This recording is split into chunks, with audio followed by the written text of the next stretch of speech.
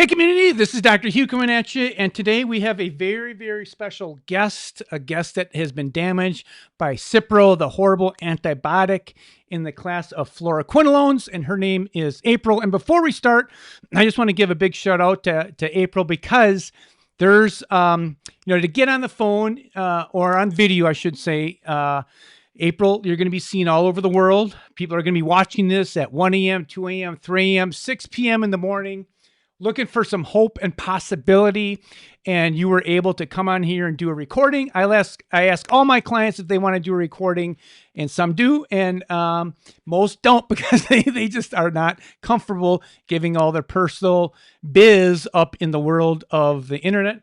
But April has a strong conviction on trying to help the community, help people that have been damaged by these antibiotics. And we also want to give a couple of shout outs to Talia Smith, who has been kind of like the forefront of the community. And then another person we want to give a shout out that April mentioned was Chad Gilliam, who has given a lot of people hope and possibility in the Facebook group. So April, kind of just start off with the community. What happened when you got damaged? Why did you get damaged?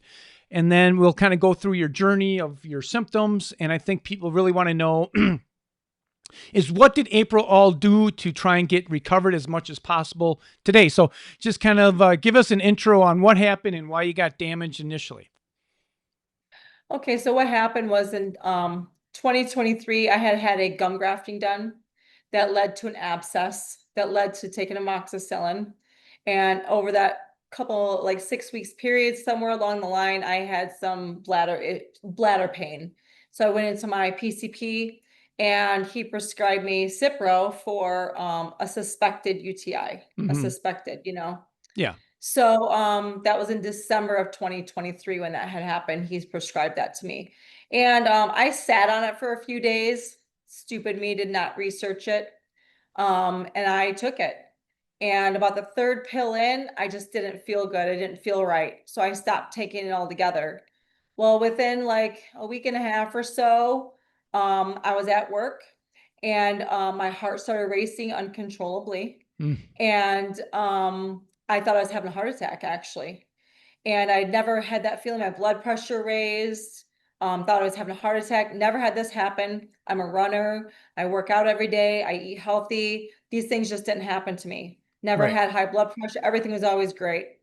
So I went to the hospital. I was ambulanced to the hospital because I worked at Ambulance. a Okay. doctor's office. Yeah, I was ambulanced.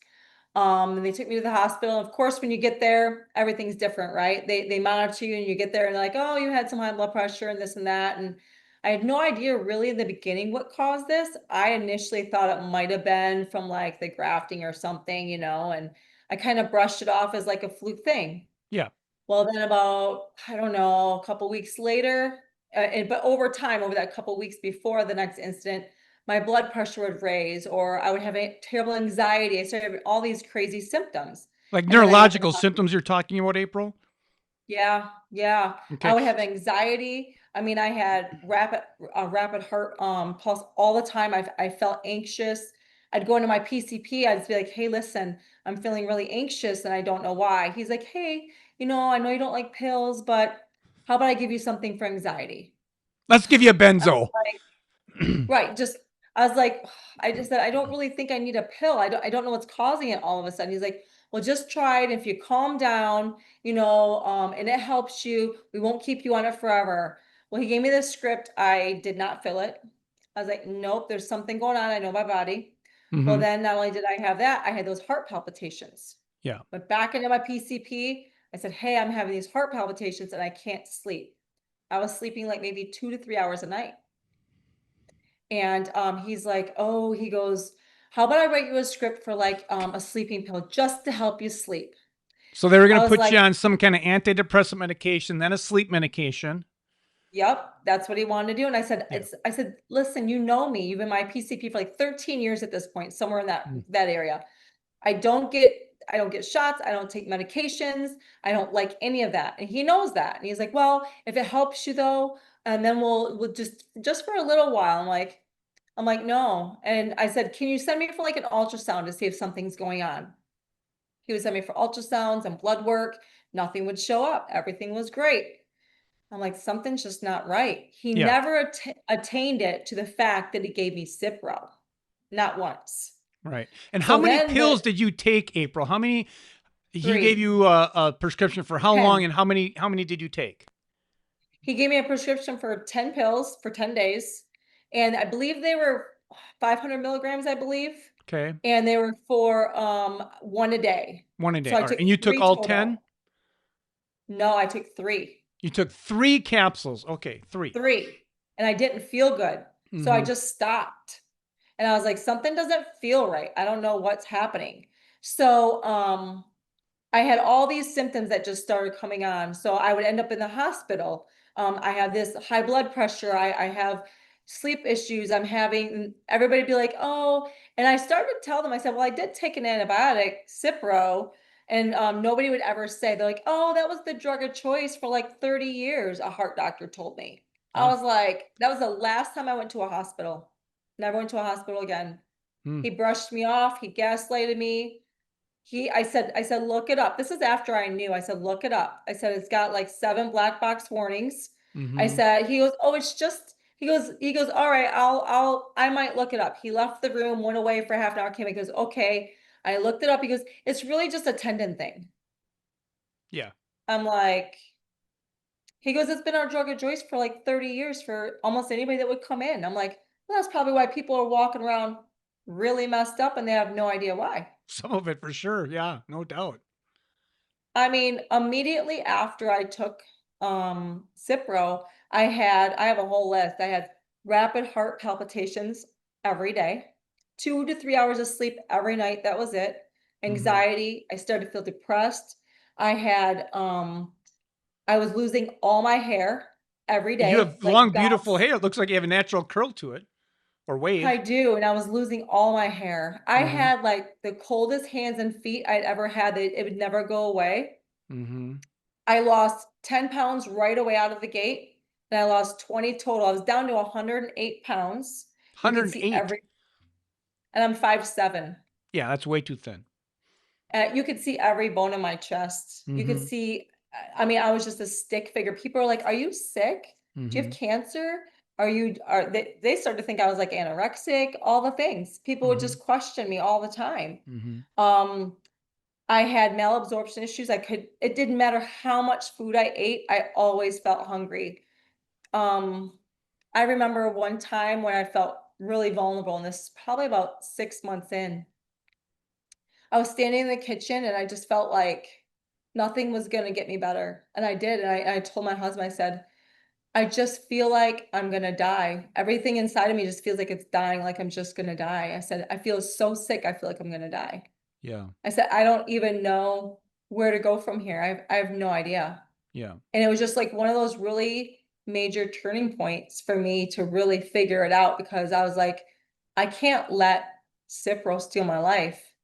And the only reason why I knew it was Cipro is because my husband asked me one day, he's like, hey, what was that antibiotic that you had taken? And I told him, and he looked it up and he said, and he found Talia's name attached to what he was looking up. And he went to her site on Instagram, I believe, and he's like, hey, this girl took 3 pills just like you, and she couldn't even walk. And he's like, he goes, how many pills did you take? I said, I'm not sure. It was like 2 or 3. And I went home and I kept the bottle, and 3 pills were gone. 3 pills. Okay. And all my symptoms just started rolling like one. I would might get one under control and another symptom would come in. I mean, I had food sensitivities. I had a rash that didn't go away for a year and a half, Achilles pain, gut issues, neuropathy in my feet and hands. I had my teeth were loosening up, like they were loosening because I had so much bacteria in my body that Yeah. bacteria was just staying in my mouth. I had let's see, I had hormone imbalances, cold hands and feet. I had so many things. And then 9 months later, I started having, after most of these things started to subside, because they would start to subside, but then something else would show up. Yeah. I had internal tremors. I started having internal tremors. And I thought, well, that's weird because they started off really small that they weren't super noticeable yet. I was like, well, that was a weird feeling. And then they just gradually started getting worse. And then I started having ringing in my ears. And I'm just like, what is happening? And this is when I was down 20 pounds. I was very sick, no matter what I did. And I worked out every day still. Still, you I worked out ate every day. healthy. Yeah, I was working out every day. I was eating super healthy. I changed and I ate healthy before, but I was real. Like I didn't drink any more caffeine right away out of the gate. No more sugar, no more nothing. And I was just eating proteins and what leafy greens and you name it. I wasn't doing anything, only water. And then I had chronic UTIs for 2 years Wow. on top of that. I started having chronic UTIs that would not go away for 2 years. Finally, December of 25, I did that pro-symbiotic, what do you call it? Remember that, A probiotic? that vaginal Vaginal pro-symbiotic? probiotic. Yeah, Yep. right. That's the Mhm. only thing that made those UTIs go away. And I had them for 2 years. Wow. Yeah. So meantime, what were all the things that you did to try and get yourself better? Like give the people watching you, like, I know you did a lot of stuff before we met. I know Yeah. you got some testing, and so just kind of So just give. I worked for a chiropractor who also does natural things, and he helped me get to a certain point, but he didn't do blood testing in his office. Hmm. So then I started to see a different naturopath that could do blood tests and some things more extensive. Because when I started following these groups on Facebook for people who are injured by Cipro, I started seeing other people talk about testings Yeah. and supplements and things like that. So I started going to a naturopath back in Michigan where I lived, and they helped me get to a good certain point. But I knew I needed something more. Like everybody helped me get to a certain point until I just needed something more, right? And then I started seeing another doctor out here in Arizona who could get really deep into testings and understood different things. And he helped me get to a certain point. But then I found you through Talia because Hmm. you understand being injured by antibiotics now. All these other naturopaths, it's not that they didn't believe me, they've just never really understood it or just didn't deal with anybody that was Yeah. ever really injured. Yeah. And It's the clinical experience. You kind of get into a kind of a niche thing, and then you have a real in-depth knowledge about some kind of particular topic. yeah. In this case, being damaged by antibiotics. No, my doctor that I worked for knew I was, but he actually he believed that I was because I worked there the whole time and it changed after that. So he worked with me. You know what I mean? And we got two good points. Like he was really on top of everything. But the thing about it is that until somebody really understands what it means to be injured by an antibiotic, nobody can really help you get to the point that you need if nobody's really willing to dig that deep, you Yeah. know? Hmm. Like it's not that they weren't willing, you just can't do something that I guess you don't understand, right? Yeah. Right. And my doctor that I worked for understood those things and he was getting me good, but I had to go doctors where there's blood testing so I could see what was going on in my body and my blood. Hmm. And I did thousands of dollars in testings. Yeah, we had to do I said, I remember a text, Yeah. a pinky promise: don't do any more damn testing. Yeah, It's just like, so, I I mean, sometimes did. you go to these providers, they test and they test and they test. So, and you just get overwhelmed. Here's what I think, just to clarify. Here's what I think. If Yeah, you're watching this and you're like, what testing here's how I test. I think someone needs good, solid blood work, 11, 10, 12 vials of blood. Okay. mhm, If you want to know what that is, you can go to my website. I think then, depending on how someone responds, you need to check out for mold, heavy metals, and environmental pollutants. That's a urine test. yeah, The third test is like a GI map test, a poop test. That's the tests you need, right? So some people, mhm, they just go off and get test after test after test after test. But, no test has ever gotten one of my clients better. Zero. What gets people better is a clinical application towards a specific problem, like you, April. That's what gets yeah. someone better, not testing. It's an application very specifically geared towards, your needs. Well, on top of that, I can tell you, I've never prayed harder than I prayed during these times on top of that. Yeah. Like I've really dug deep in my faith and I've really looked to God to lead me and guide me. And I've really stuck to my faith the whole time. To top off this whole thing, 2 months after I'd been injured by Cipro, my daughter was diagnosed with cancer. And I was so sick, I couldn't Yeah. even fly out to Arizona to see her. And it took me 4 months to get to a decent point, to where I could even come out here to Arizona and see her. Now I live out here. Yeah. But it was a very daunting, dark time in Yeah. 2024 Yeah. and through 2025 moving out here. And it's just been the longest journey. But you know what? I have had hope all along because I put my hope in him first, my Yeah. faith in him first, and I let him guide me to where I need to be.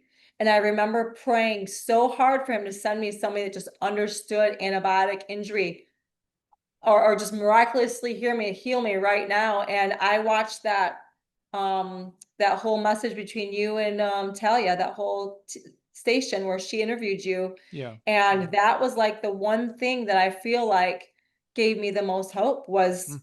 seeing that somebody actually tailored themselves to understand this antibiotic injury and is helping people in ways that nobody else really can. And it's just been amazing to know that, Wow. there's somebody out there that listens, that Yeah. understands it, and that can help people and give them hope. Yeah. That's awesome. Well, thank you. I think with that, I've been helping this community probably for 8 years now. Like that's where it's kind of started. And I'll tell you this, people that have a faith-filled background get Mhm. better. Like, and I make it very clear. Like I try and make it clear, like when I communicate with people, when people come aboard for care, is I'm saying, God created you to be healthy.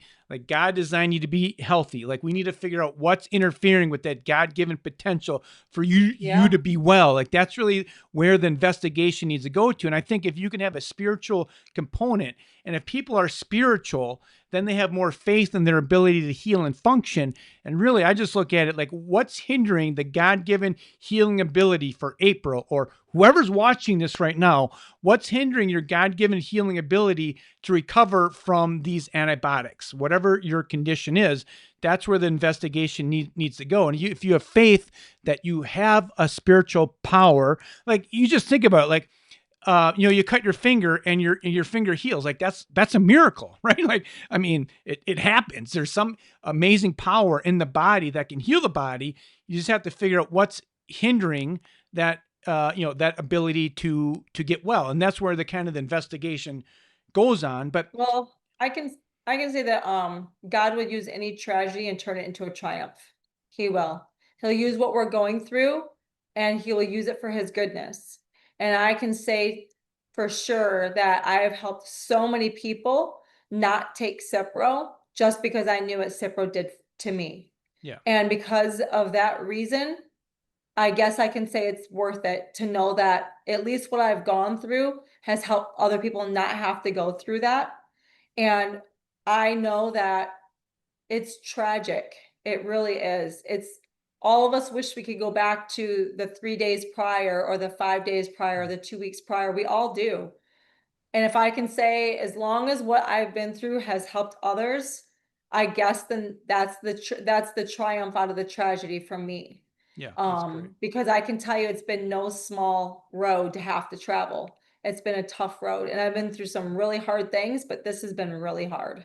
Yeah, But I can tell you with my faith and my prayers, and I know that God's not left me at all, that I can say that I will experience full healing at some point. It's never yeah, on my timing, it's always on his. yeah.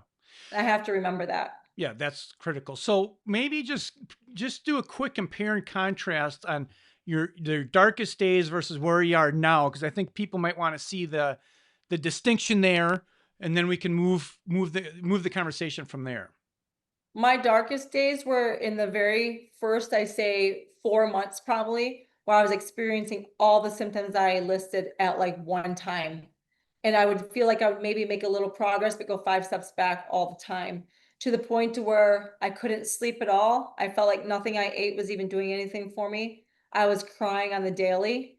I was still going to work every day, but I was the biggest mess I think I've ever been.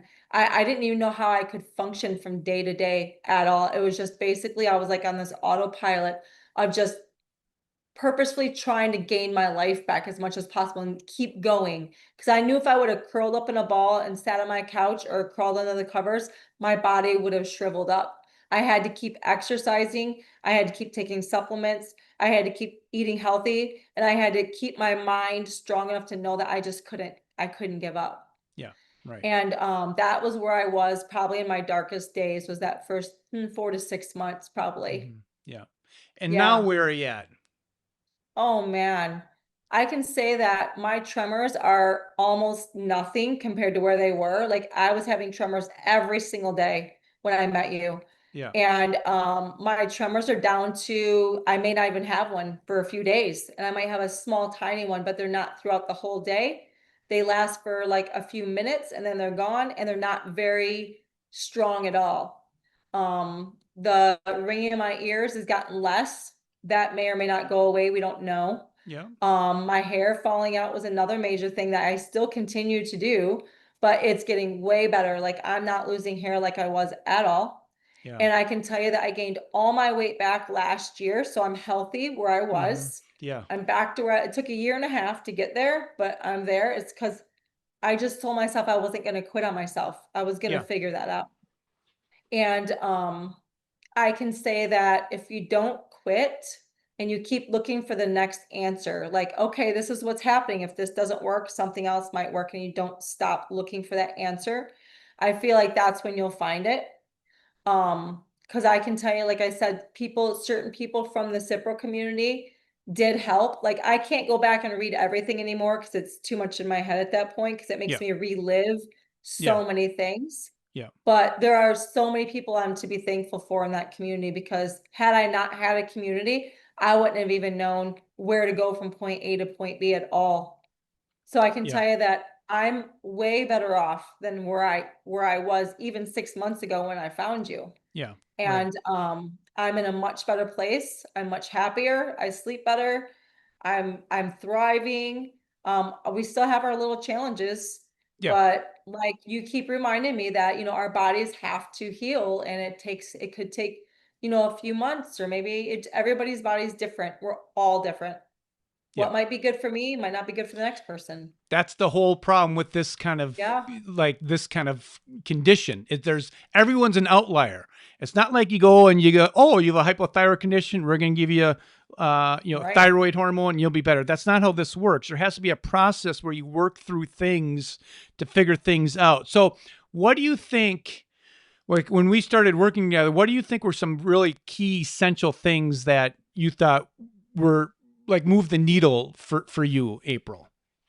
I can tell you, changing out my supplements, like you had changed me out to liposomal, because I feel like, because my gut was in a bad place, maybe I wasn't absorbing all the nutrients from the supplements that I was taking necessarily. Yeah. Um, so I think that changing over to the liposomal supplements was a good call. Yeah. I feel like the neurological testings that you have me do, although my body is, as we both know, super sensitive to certain changes, I can do them in small doses. Yeah. The infrared blanket, I can take it in small doses. Yeah. And that arc pen that you had me Oh, the use. vibration thing. Yeah. Yeah. Yeah, The stimulate I things. can Yeah. do that in small doses. But Yeah. now I'm getting to the point to where I can handle bigger doses. See, yes, My that's a critical thing. So when people come to me with like central nervous system problems with these Mhm. antibiotics, like they're in a sympathetic storm, the sympathetic drive. So you really have to figure out what can you do to calm down the nervous system. And it's just not a supplement game. Like we've done many things No. besides just supplements. Like if people are out there and you're watching this and you're like, what the hell supplement can I take to fix my problem? That's the losing game. That's what I feel. I think that's the Yeah. losing game. You're not going to win in that game. It's what's the best way I would describe it?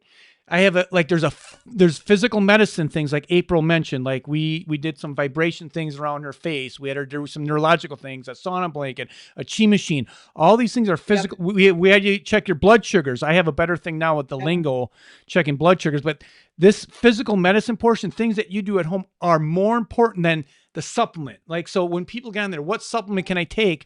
People will I'll put some stuff on Facebook or whatever. They're like, what supplement? It's not a supplement. It's not even a protocol. That's where the that's where the difficulty comes in. So you did a lot of the physical medicine things. I And think then, when you yeah, we also tailor cleaned it. it to what's happening for them, like it's not one size fits all. Right. That's for sure. Yeah, It's for sure not. not. Like For I sure do not. certain things that other people may not do and they might be fine. Like I have my own ritual of things that I do also that somebody suggested to me on the Cipro site. And it works for me, but it may not work for somebody else. I know minerals are extremely important to healing because Mm-hmm. we're mineral deficient. And I Mm-hmm. knew that because my gut wasn't working properly and my teeth were receding, all the things.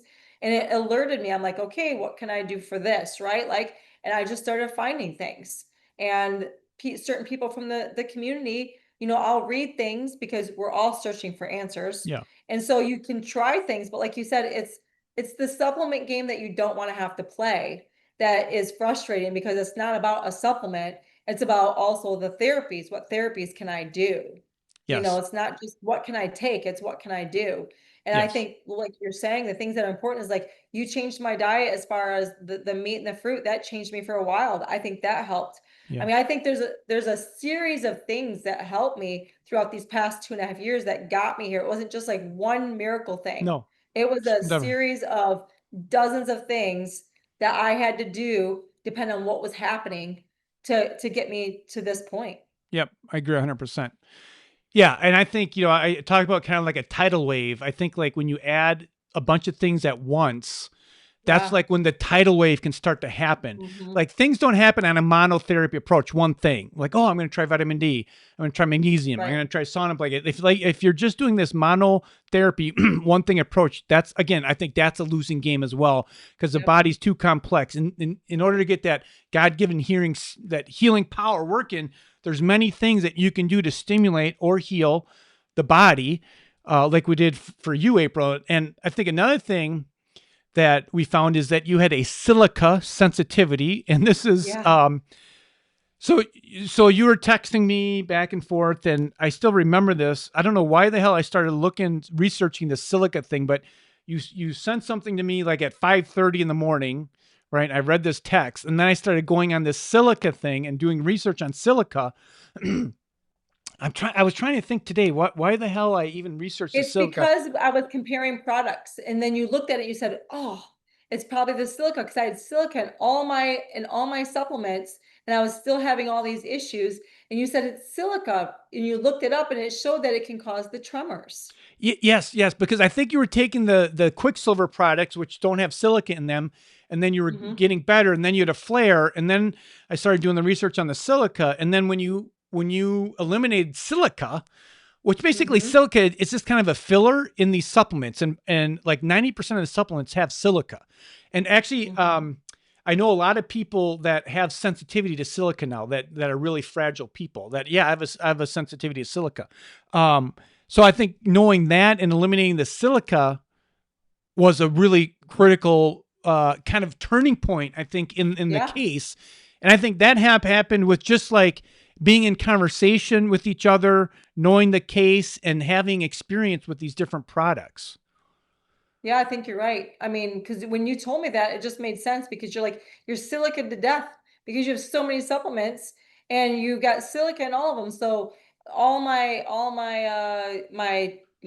tablets, my tablet vitamins, you're like, we need to change those out because you need to stop taking silica for a while and see if things change. And it did Yeah, change. it did change. And so it was just one more thing that was like, oh, of course I'd have a silica. Like it's just like, you Yeah. know?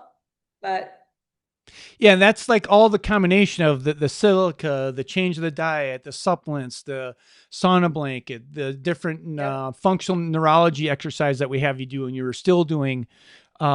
Maybe kind of give an audience of what does it look like to get. So we did some testing on you and you did some things. What are some exercises that you're doing just so people can understand, what a So functional neurology check or exercise would be? so I do the dot test where there's a dot on a piece of paper and I move my head back and forth as I stare at the dot and I'm at a point now where I have one foot in front of the other for Mhm. balance and things Yeah. like that. And then I move my head starting off slowly and I start to move it faster just to see where my tolerance levels are. Yeah. And that's how my brain is starting to heal that way. Yeah. And that's And critical. then, go ahead. Go ahead. No, I'm sorry. Go ahead, April. Yeah, and so I've been doing that. I can remember in the beginning how bad I did with that test. Yeah. I had a super flare when you tested me. That's how we knew. Yeah. Yeah, Yeah. and just to give some audience the background there is like when people are in this sympathetic drive, like April was, the whole midbrain, which has to do with your vision, your vestibular system, balance, if that's overstimulated, which I find that to be a common area where these antibiotics will flare up, is the midbrain. And that has to do with the eyesight, the vestibular system, your vagus nerve. If that's really inflamed and you turn your head and you get this flare, you need to try and exercise that area very slowly to put more stability into that area, besides Mhm. all the other things that we were doing working with you, April. It's like it's a combination of things. Like if someone just goes out there and does this, that's not going to help them, right? That's just like, Right. that's a monotherapy approach. You have to look at the whole thing and apply many Yep. things. And yeah, I mean, that's pretty awesome, especially when you do those exercises and you can see, Hmm. wow, I can do it way better now. I can stand tandem and I can move my head faster.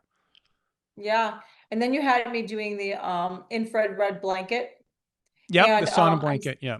yeah, I still tolerate it at low doses, but I'm still tolerating it because for Yes. some reason my body does not like that one as much as it likes other things, but it doesn't matter. I just keep hammering it out till I get better, Yeah. until I can move up and up and up to the point to where, I'm feeling like there's going to come a point where I'm not going to flare and then be like, wait a minute, I don't have any flares, and it's going to be super amazing. Yes. And then Yeah. I do the that Chia machine. Yeah. Chi machine. Yep. And I can tolerate that for longer periods of time. I can't do it on the super fast setting, but I just stay consistent and I just do it longer. Yeah. So I do those things. And I go to the gym every day. I That's just keep great. my body moving. Yeah. You Walking look on the great. You look treadmill, great, that does a April. lot for your body. Yeah. Yeah. Yeah. We've had a I lot of mean, just walking on the conversations. treadmill. Yeah. The treadmill. What's Yeah. We've that? had lots of conversations over the 6 months, and sometimes you're calling and flare and you're crying and you're Yeah. frustrated. And, Yeah. it's just a matter of just like being calm, working through the things. And, Yeah. yeah, that we did that together and you did an awesome job. I was no easy case. And I can tell you before Cipro ever hit me, I could just roll with anything. Nothing really bothered me. I mean, I was a single parent. I was a young mom. I lived on my own. I did all the things. I mean, things didn't really bother me. I just knew how to manage. You know what I mean? Yeah. And then Cipro hit me hard. Like I experienced things about myself that I never even knew that I would experience about who I was. I'm like, this is not even me. I never felt like myself in my own shell because I just felt like I was a completely different person living this completely different life. And I didn't know how to fix it. And I was used to being able to fix things, and I couldn't fix this, not on my own. So I just knees to the ground, praying for help, and God just sent angels along the way. Yeah. It's awesome. And that's what I truly believe. Yeah. That's great. Hmm. That's awesome. Yeah. And it's been a journey. But if this journey saves other people's lives, that's what I care about the most. Because I don't want it to go to waste, Yeah. you Well, know? this video is going to make an impact for sure. There's going to be people watching this that are going to have the same realities and give them hope. And there's going to be people watching this video having a panic attack, an anxiety attack, whatever it is going on, searching for answers. And you're going to pop up, April, and they're going to say, "Man, there's actually hope for me. I don't have to live like this." Especially coming from, I mean, you were in a rough spot. I mean, your daughter had cancer. Yeah. You couldn't function. I mean, I don't know. I can't even Hmm. imagine a darker spot than that, right? I mean, with your Well, and then daughter we moved all the way across the country. to We be sold with her. everything, quit our jobs, moved all the way across country from Michigan, and we started a whole new life here in the middle of all that, like last year. And I became a full-time homeschool grandma Mm, and taking care of two little ones 5 days a week while my daughter went to her treatments. And that was, I mean, I had to be strong and awake and capable. And there were some days it was a struggle yeah, because I'm I was sure. going through so much myself, but I wanted Yeah, to stay strong for my daughter and my grandkids. And I just prayed every day that to give me the strength to get through another day. yeah, I learned to live just like the Bible says, one day at a time. He only gives us today. He doesn't promise us tomorrow and yesterday's gone. All I have is today, and that's how I started living. Yeah, that's awesome. Okay, And great. you had no easy case because I was not an easy No, case. you were in an easy I case. It was, took a lot of work. It took a lot of work for sure. And I had to be I was a very, mess. yeah, it took a lot of work. I had to be very, sometimes I had to talk to myself, just be calm, breathe, be calm. I mean, several times. I don't know if you ever sense that in my voice or not. I try not to, but I'm generally a very calm person. But there was Yes. definitely sometimes I had to like really exercise my calmness and but that's You part gave of me it. some tough love. It was okay. I did have to give you some tough love at It's some okay. times, but you took it in and you did. I think you ran with it appropriately. It was all like for Yeah. bettering your case. I mean, that's what it was for. I mean, Yeah.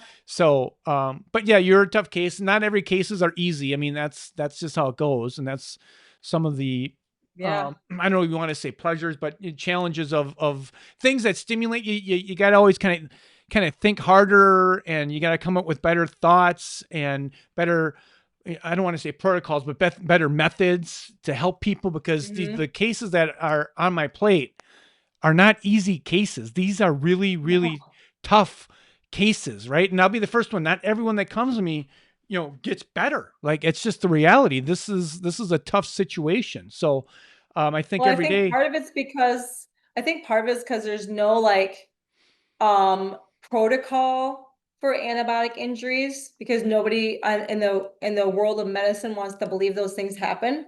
So yeah, I feel like it's different than like other diseases or disorders or things like that because nobody recognizes it. So it's like we're all just in this Hunger Game type situation where we're all trying to figure it out and make it known that it's a real thing. hmm, And until doctors in the medical world and things like that start to actually recognize it as something, we're going to be playing this game for a long time. yeah, And we're all the rest of us are trying to do is save the next person from taking a fluoroquinolone, right? So that they're hmm, not injured and have to go through the same things because they're just going to be gaslighted as fibromyalgia or yeah, anxiety or yeah, depression, mhm, just like the yeah. rest of us. Yeah, I mean, exactly. here's a That's pill, exactly what right? happens. That's exactly what happens. Here's a pill, take another pill. And I was going to be on 3 to 5 pills by the time my doctor was done with me. Yeah, And I didn't take no pills, and I still don't take, I take no medications, and I wasn't yeah, about to start taking medications. yeah. It's good for you. That's great.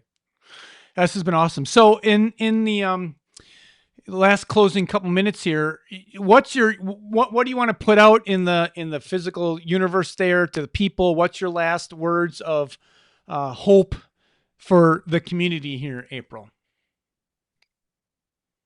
When you feel like you're alone in the situation, you're not alone here. Like there's a community of people that see you and people that will hear you and will listen to you, that if you know that fighting for your life is worth it, you'll just keep searching for the answer and keep looking to the next step to try to get better. Listen to your body. Don't let somebody else tell you how you should feel or how your body could heal or this or that because you know your body better than anybody else knows your body. Yeah, Even when everybody looks at you like you're crazy, because you're not. It's like I'm so in tune with my body. I know the slightest thing when it's off because I'm that in tune. It's almost annoying. So when somebody tries to brush you off as it's not this or it's not that, but you know it is, you listen to your body. You do what you know is right for you and your body. And it doesn't have to be the same way somebody else does something. This is your way of doing things, your journey. It's not the fun journey, but it's a journey nonetheless to get to your life back the way that you need to get it back. And if you have faith and you pray and you give your life to the Lord, He hears you and He will lead you. You just have to be willing to listen. hmm, And that's what I really truly believe, that the yeah, Lord has led me every step of the way. He doesn't say He'll be there He says He will be there for the next step. He's a lamp to our feet because He shows you the next step with that lamp, not the whole journey, but the next step. And yeah, that's where I see me being taken the next step.